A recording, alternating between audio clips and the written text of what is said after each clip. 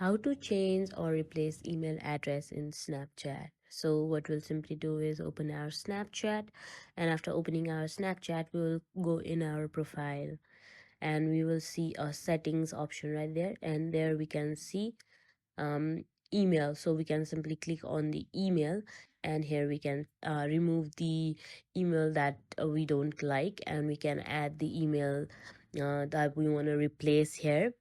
And after adding our email here I'm adding my email.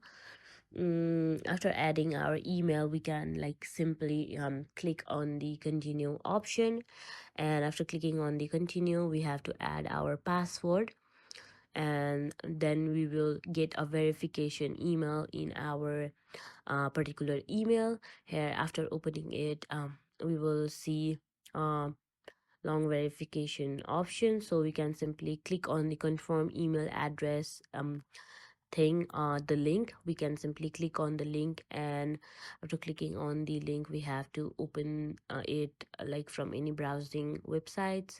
Here I'm opening it from Google, and now we can see that our email address is verified. So here we can also see the option of saying your email address is verified. So yeah, that is how we can change or replace email address in Snapchat.